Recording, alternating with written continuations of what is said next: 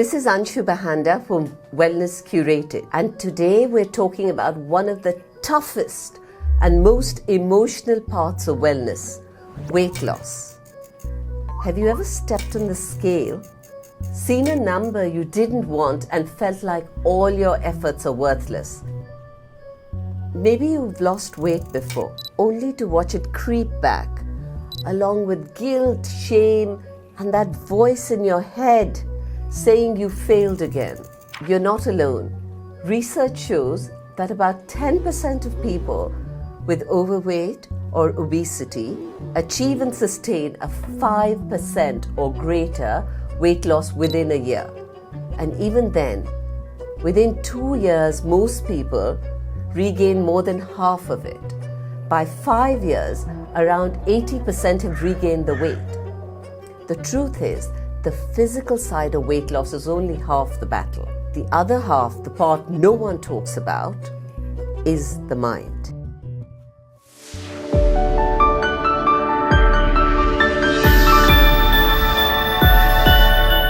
Welcome back to the Wellness Algorithm, where we go beyond the trends and uncover what really works for your health and well-being. Today, we're looking at how to lose weight without losing your mind. Because let's be honest, weight isn't just about calories and exercise. It's about motivation, it's about identity, resilience, and the way we see ourselves.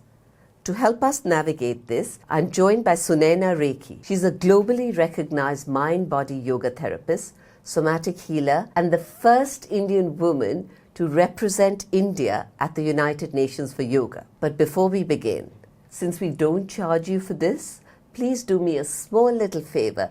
Hit subscribe right now.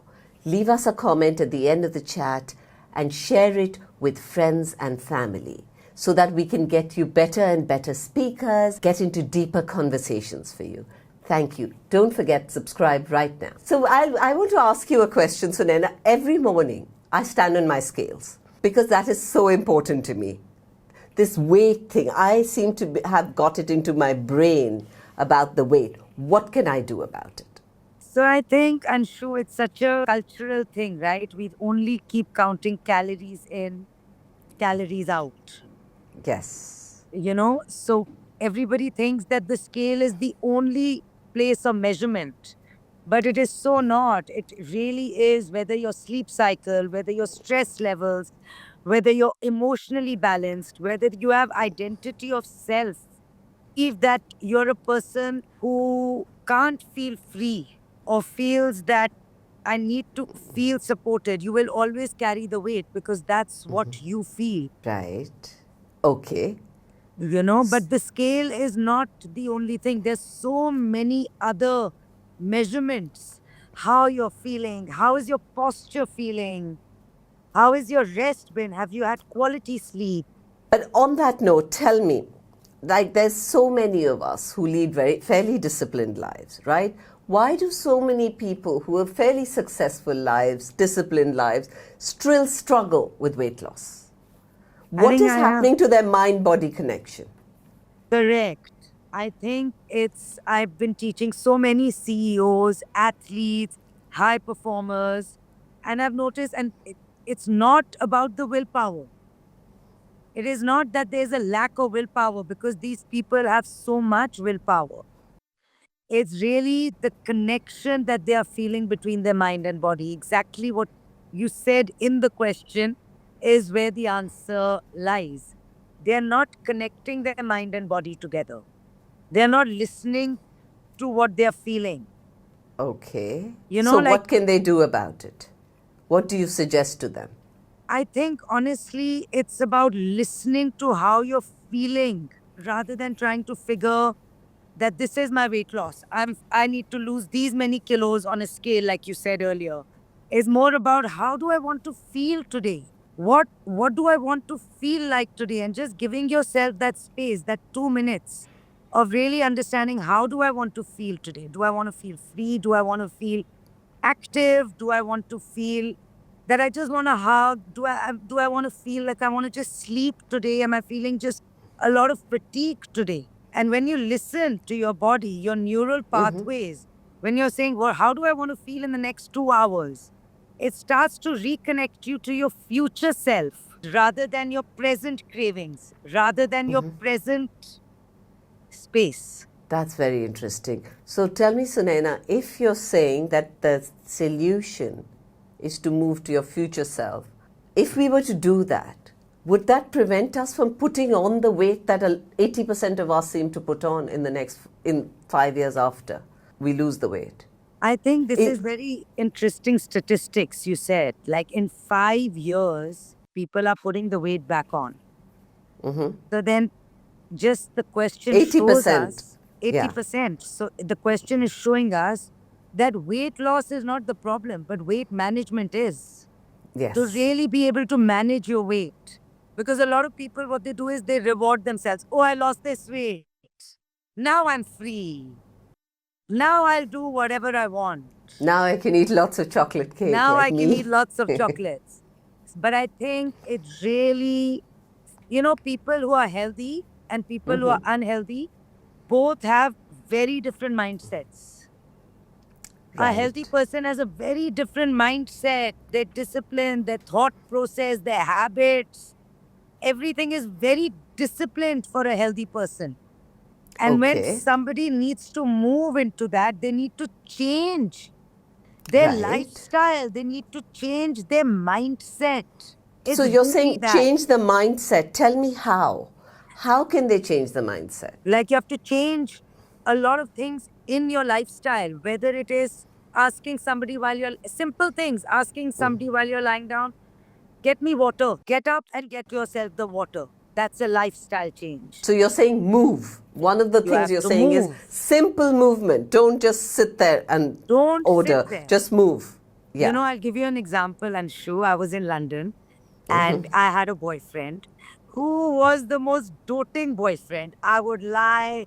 I had become so fat in London, the first 10 kilos that you gain. And You're the first person who became fat in London. We all move a lot, by the way. and university. Yeah, I was in university. Oh, okay. I'm in my first year of university, and I would just lie down and be like, please, can you get me water?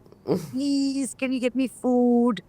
And I still remember I'd become so fat, and my best friend told me, Sunaina, if you can just get your own water, your own food, that will really help you, lose the weight. So I think small lifestyle choices. Right, right. And that's a very important point you're making, I think. Even though it sounds, simple, that move, but so many of us don't. And, in fact, I sometimes, when I feel like I'm not getting enough movement, I actually put an alarm on my phone every 25 minutes to move. Even if it's just to go and run around, my table 5 times. But it's something very simple. Like you're saying, go get yourself a glass of water every 25 minutes. Go jump up and down. Do 5 jumping jacks. But some simple movement, that's so important. Thank you for stressing that. But Sunaina, there's something I want to ask you about what happens when people feel like they're hitting this weight loss plateau. Is there a mental shift which will help them push through that? Give us some practical tools for that situation where you feel like, oh God, I'm not getting anywhere. Yeah, a lot of us have been there. I'm there right now.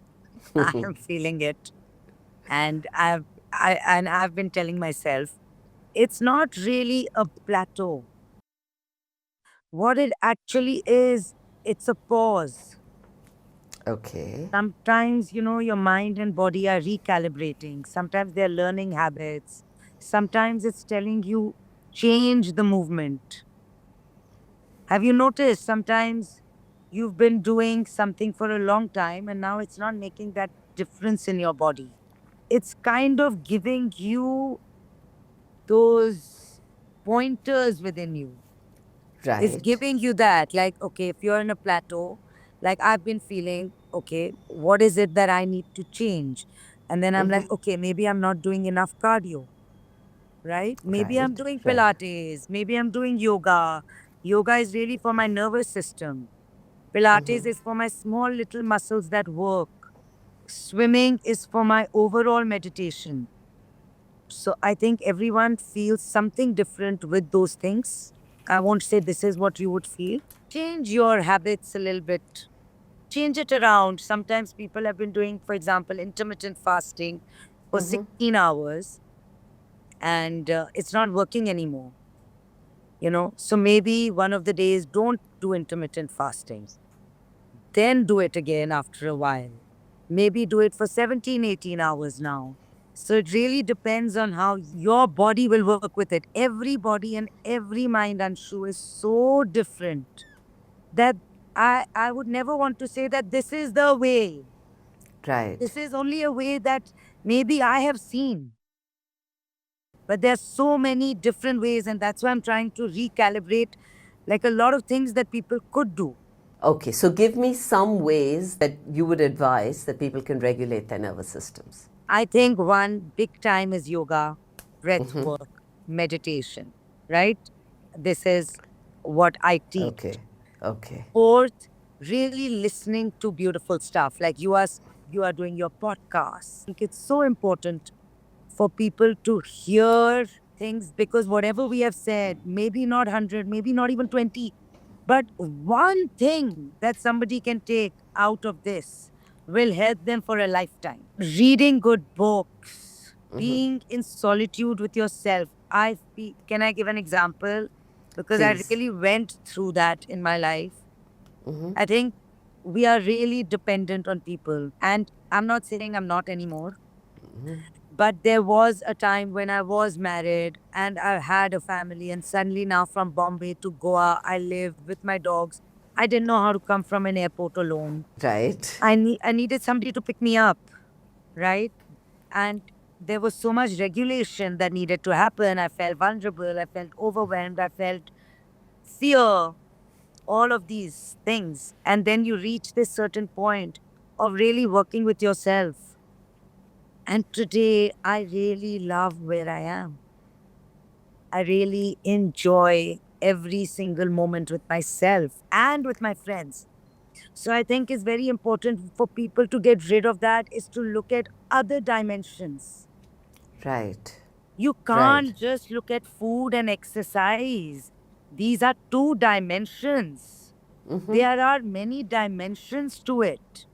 Your relationships, how good are your relationships with people, is a dimension of your weight loss journey. So, what you're saying is spend time in solitude, analyze your relationships, sort of where are you going with your life? It's not just about food and exercise. A lot of it is about the emotions that go with it. Correct? Yeah, a lot of it is not just emotions that go with it. It could be so many things. It could be food, it could be exercise, it could be the quality of sleep, it could be the people that you're meeting. Which environment are you living in right now? Is it positive? Is it negative? Is it feeling toxic to you? Are you feeling fear of something? Are you under pressure for something? Even like there are deadlines for everyone in life, right? Are you Right. feeling overpressured? Are you eating because you're feeling emotional? Or are you eating because you're genuinely hungry? Now, this is a very important point you're making. How do you put your finger on why you're eating? It's very difficult for people to separate guilt eating very often with just eating to nourish your bodies. That is, So, how do you separate this? I love this word nourishing. I think first people really label the food as this is good food, this is bad food. Rather label it, it's very nourishing and this is less nourishing. I think that's your first movement that you create in your mind, right? Because whatever word you say is what you become, Right. right? Another thing is our body and our relationship with our body. And if you really look at it, and we can be like, oh, we're so positive about our body. Bullshit. No one is feeling positive about their body. Something or the other, they will find the crack. It is the missing tile syndrome. You will find a it. It's the missing what? tile Sorry? syndrome. Missing. Like the Okay. missing tiles. All the Okay. tiles will be fine, but there'll be one missing tile on the floor and you'll be able to Right. notice that tile. So every time, oh my God, look at the fat on my arm. Oh my God, my belly. We are saying such negative things to our body. About it. Yeah, yeah. Our body is making us get up, is making us go to the toilet, is making us relieve ourselves, is making us digest our food, is making us eat. Our right hand is working and putting food in our mouth. Our nostrils are able to breathe. Our eyes are able to see. And if somebody, if you helped me with all this, I would tell you a billion times, thank you. Yes, Thank you, yes. thank you, thank you, thank you, thank you. And all we do is, my body, I don't like my body, man. I don't, no, no, no. I don't. That's actually what we are doing at all times. So, how much gratitude are we giving this body that carries Yeah. us through our life for the rest of our life? It does everything for us. From Hmm. the day we're born to the day we die is the vehicle we use. Correct. So rather than just measuring yourself, how does it make you feel? And I think coming to your question, that it is so hard to distinguish sometimes why we are eating. And that is why it's very important, like to put your hand here and to really say, okay, let's take 2 minutes off and say that, okay, why am I eating right now? Is it because I want to feel comfort right now? Is it because I'm feeling fatigued right now? Or is it because I'm bored? Or is it because I'm feeling curious? What is this? I want to eat it. What is it that you are feeling right now? So when you realize, okay, I'm bored, that's why I'm eating, then either stretch, move, go for a 5 minute walk, like you going around the dining table also. Just go play with the dogs. Because now you've got the answer. I am bored. Okay, I'm fatigued. Okay, let me get taken a 20-minute nap. I'm feeling less energized. Okay, so let me do some yoga. Let me stretch my body a little bit. I'm feeling emotionally not feeling good at all. Take Just run. Run. Just run away from that feeling. Run, run, run. So but we move to the food. That's a big one, right? Emotional eating is a huge one for people. So I would say all these things. Okay. And tell me, you talk a lot about coming home to your body. Yeah. Can you explain to me what that means in terms of weight loss? I think coming home to your body really means listening to your body, not trying to punish your body. I don't think I have ever gone on diets. I do not do that. I do not like to punish myself. I like to create long lasting, long term benefits, lifestyle changes. It might take me longer, but then I'm creating that lifestyle change.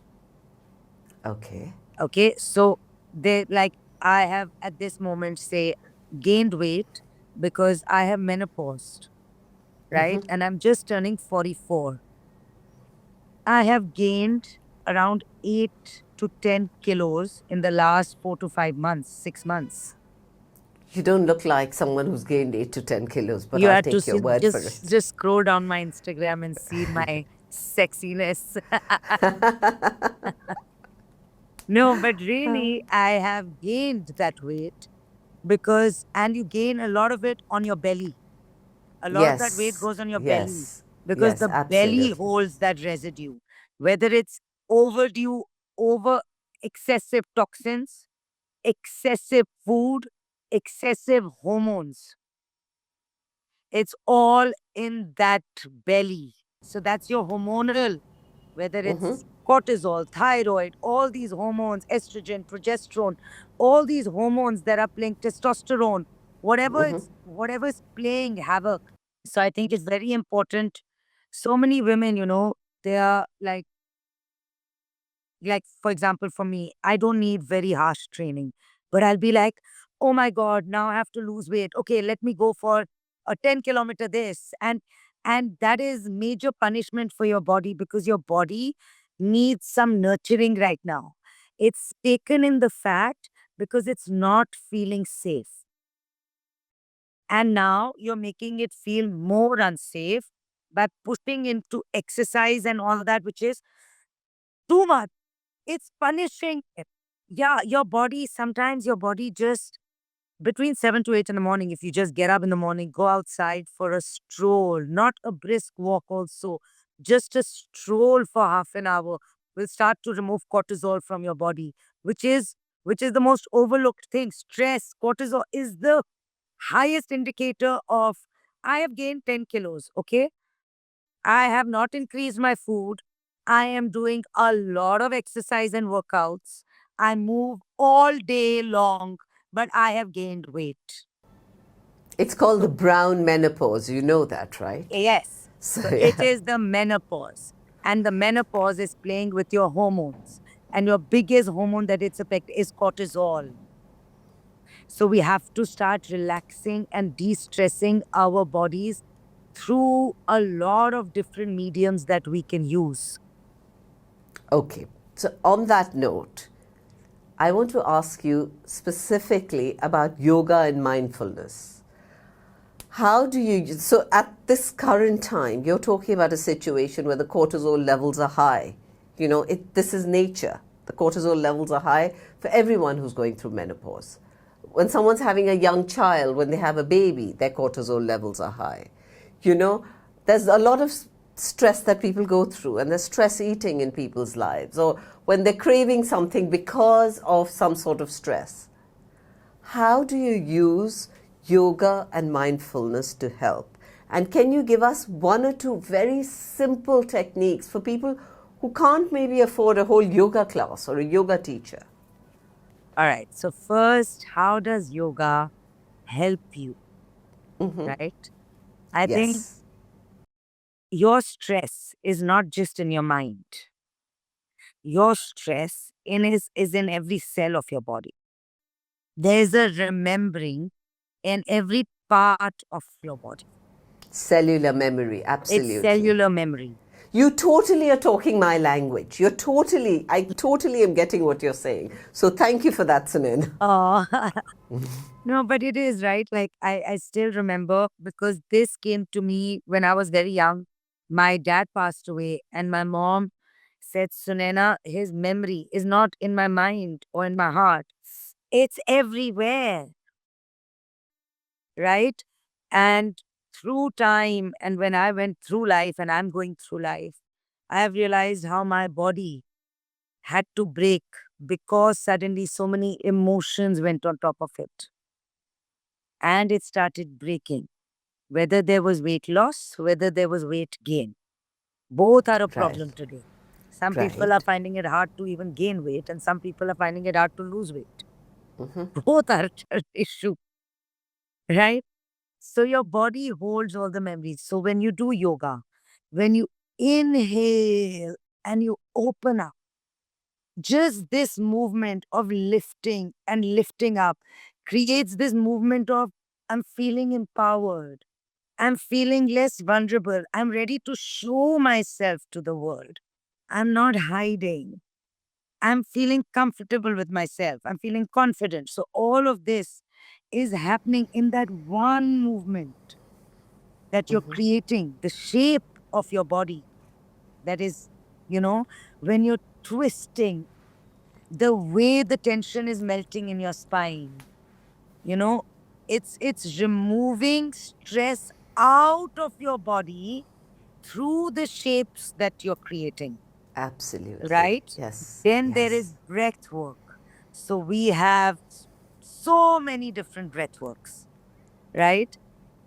And there can be different breath works for different, like so many times for me and for a lot of my clients who need some softness, they need just to be held, right? Yeah, And yeah. but they need to create that on their own at that moment, right? So the breath that will go for that would be inhale.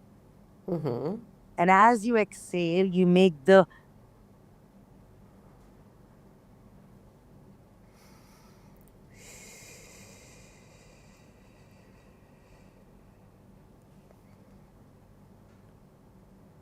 and make the shirk very long. So let's do this 3 times. Let's inhale through the Okay. nose and exhale.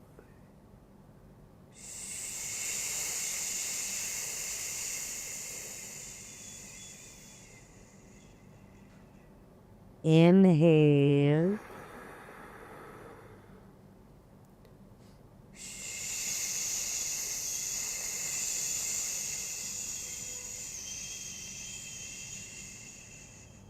Inhale.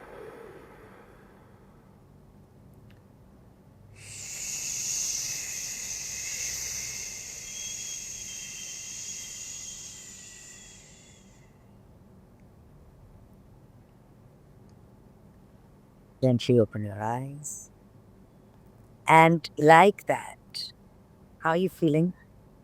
My God, something did quieten in my head.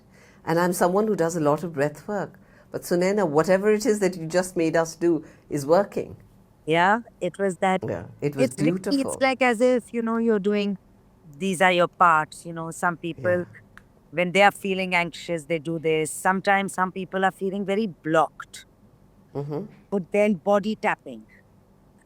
Just keep Right. tapping, keep tapping. Depression is in your armpits. Keep tapping. So there are so many different ways that you can, like, vagus nerve reset, which is all over, which is like a lot with the ears, the neck. And because the vagus nerve runs like it's like a net throughout your body till your stomach, right? So really activating the vagus nerve through the ears, through the belly button. So yeah, there are many, many Okay. beautiful techniques. So, coming back to this whole weight loss situation that a lot of people quote unquote struggle with, what about if someone's tried every diet and they're feeling really, really defeated and they feel like, I mean, it's almost got to the point where I know people where it's damaging their mental health. What would you advise them to do? How can you give them a little bit of hope? I think hope is the most important. The moment I Right. feel that a human starts to lose hope, they start to lose everything. And I think we are made in such a way as humans that somewhere we always have hope. Somewhere. It could be hidden. Like you're saying, people are so frustrated, they've given up. I think sometimes it's like, okay, one more step. Let's figure something else. There's so many things, and it's not that you failed. Sometimes the method fails you. Try a different method. I wouldn't tell everybody, okay, do intermittent fasting. For some people, it doesn't suit them. They need to eat in the mornings. So if they were trying something like that and it didn't work, it's not suiting your body. There are so many things out there. I think you have to give it a try. And sometimes you need to also accept where you are at some point, at some level. Some level. I like at this moment when I've gained weight, I'm not in that accepting mode at this moment. Because I'm not. I'm not in that accepting mode because what's happening right now for me is I'm creating many wonderful changes in my life. I normally sleep by around 12 o'clock because I'm working, I'm working, I'm working. Even though at 10 o'clock my mind is running, I'm working, and I've been wanting to move to that 10 o'clock time. I'm like, okay, Sunena, enough. Let's move, let's move, let's move. So even though when I'm helping people, I'm also helping myself, right? I don't know everything. I'm not perfect at everything. So when you are going through a hurdle, change the direction. Don't keep doing the Okay. same thing. I think you get too tired doing the same. So you're saying that change is something when you feel like you're not getting anywhere, try something different. Even though, like a lot of people have tried lots of different diets, maybe they need to look at changing their stress level somehow. No, maybe they need to change their self identity. And that I think is the most important. How are they viewing themselves? That, I mean, if you've tried everything, you're not able to lose it, meaning something is happening on a mental level as well. It could be anything, right? But one of the things it could be that it is on a mental level. It's how you have always looked at yourself. Maybe when you were younger, you always craved more food and there wasn't enough. right? That you feel that you need more food now. You need to hoard it. You need to hold it. There is a very weird feeling within us, right? That there could be a famine, like you said, generational ancestral trauma. So it's a lot of our self identification. How are we looking at ourselves? Sometimes therapy really helps. It's like you could be doing the correct food, you could be doing the correct diet, you could be doing the correct sleep, you could be doing everything properly and you're still not losing weight. Maybe you need some Yes. therapy. Maybe you need therapy. Maybe you need family constellation healing Correct. because it's an ancestral thing. That is, Yeah. so right. I like that one. Correct. But tell me, is there a daily mental ritual that you can advise people for longer term weight management? Don't say You anything know, mean to your body. interesting. Don't say anything mean to your body. Just stop right now. Stop saying, So I've got these maybe wrinkles, every I've got morning get this. up and look at yourself in the mirror and say, oh my God, I'm beautiful. Look at your body in the mirror and say, how amazing are you? Correct. Even if it's not the mirror, it's like not even, sometimes it's not even how amazing am I, or how amazing do I look. No. Even I'm feeling amazing. I'm feeling. Rather than looking, I'm feeling. And that would change a dynamic right there when you are suddenly working with feeling. Because you move the external thing that you're looking at to more internal. And when that internal feels good, then you will also want to make right choices. If the internal doesn't feel good, you will make wrong choices. Interesting. Interesting. So we're just coming back to exactly what we do in all our spiritual work. Come back to the internal, come back to yourself. And is that what you found is the biggest way of dealing with the psychological side of weight loss, coming back home to yourself? Definitely. And that requires not just days, months. It's a lifelong journey which you keep developing with yourself. Every time you think, okay, I know it, a challenge will come and you will not know how to, and you will have to learn more and more. It's a lifelong thing with yourself. And can you give us some techniques that will help, or a tool that you think will help people, that people can incorporate maybe into their lives every day? Yoga. Yoga. So you're just saying yoga is a great way of It is the people coming best back. way like, I feel it the best way for me to really connect my mind and body. It really helps me connect my mind and body because we pay so much attention to the breath. We pay so much attention to that, and your body is challenging itself and it's breathing into those challenges. And that moves from the mat to off the mat, where all the challenges that you're going through, you can breathe through those challenges. Everything that you learn on the mat is not really for you for on the mat. I really believe, who cares if you can do a handstand or not, right? But the people who do the handstand shows their discipline. They're conquering a challenge. They're showing up for themselves every day, physically. Circulation of blood, which you don't need in a headstand, you can do it in a down dog. But it's also helping you, right? It's also giving you that. So the headstand is only when people get excited, oh, headstand, is only because you can see how much effort has gone for that person to be doing that. The headstand itself is not. When we hold poses in yoga, there'll be moments, Anshu, I'm making you hold one pose. You'll be like, oh my God, has she forgotten that I'm existing? Get me out of this pose. Or it'll be, it's really hurting. Okay, I'm settling into it. Okay, I'm feeling good. Oh my God, how long has it been? I need to get out of this pose. So what happens is that understanding how emotions are changing every second that emotion has changed. That's your reality now. You've understood that your emotions are changing. So you understand even off the mat that whatever is coming, whatever you're feeling will change. Like people who have lost hope, they have lost hope today. That feeling is going to change. Yeah, absolutely, absolutely. And the listeners who've heard me, I always say there's two things that you will always deal with: change and death. Yes. You can't take these two away. These are the only two definites in our life. So true. Everything else is transitionary. Everything else is temporary. So I love what you're saying about everything will change, even the hopelessness will change.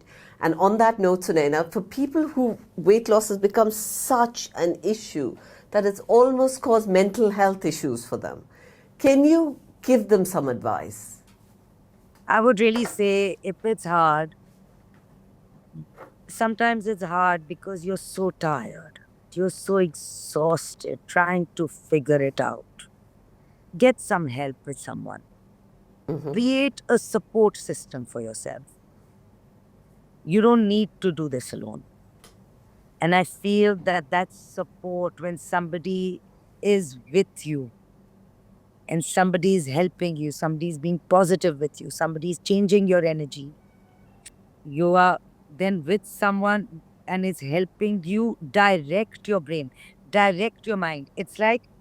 But it's like changing your mindset. That's what Right. happens when you, and it makes you feel, sometimes the journey feels so hard that it makes you feel somebody's supporting. And nurtured. It makes you feel, that word I love, it makes you feel nurtured and cared for. Yes, it makes you Okay. feel nurtured and cared for. So Sunaina, I want to end with a rapid fire round. Things that people will very quickly remember from our conversation. So the biggest myth about weight loss and mental health. That it's all about willpower. It's Okay. really about mind-body connection. Fabulous. One yoga pose that instantly helps with stress eating. I think child's pose really helps your Child's nervous pose. system relax. Wonderful. Best time of day to practice mindfulness for food choices. Just before you eat your first meal. Okay. So you would say just sit down mindfully, Yes. spend 2 minutes maybe before Inhale. you're eating. Actually, if you ask me how, that would be you inhale for 2 counts, hold the breath for 4, exhale for 6. Okay, so 2-4-6 breathing. Wonderful. One affirmation you give clients struggling with motivation. One affirmation I give to clients struggling with. I'm like Motivation. right now thinking Nike, you can do it. No. Okay, you can do it exactly. I That's think perfect. it would be, we will do it. Okay, okay. And I loved what you said. I had a really sexy body. I want that back. They can Yes. say that. Yes. The most overlooked factor in sustainable weight loss. I think quality sleep. One book or resource you'd recommend. I think my weight loss program. Oh, fantastic. Thank you, Sunaina. That was an amazing conversation. I think everyone on the planet needs to listen to this conversation. Oh, how sweet. I had such a great time with you, yeah. Thank you. Wow, what a powerful conversation we've had with Sunaina Rekhi. I love that she reminded us that weight loss isn't just about food or fitness. It's about mindset, it's about resilience, and treating your body like home. If you took even one insight from today, please share this episode with a friend who might need it. And don't forget, hit subscribe right now so you never miss an episode of the Wellness Algorithm. Because here's what I want you to remember. Wellness is not a destination. It's an algorithm you can rewrite every single day. This is Anshu Bahanda from Wellness Curated. Stay curious, be compassionate with yourself, and go searching for credible, correct information. And I'll see you next time. Don't forget to subscribe. Thank you.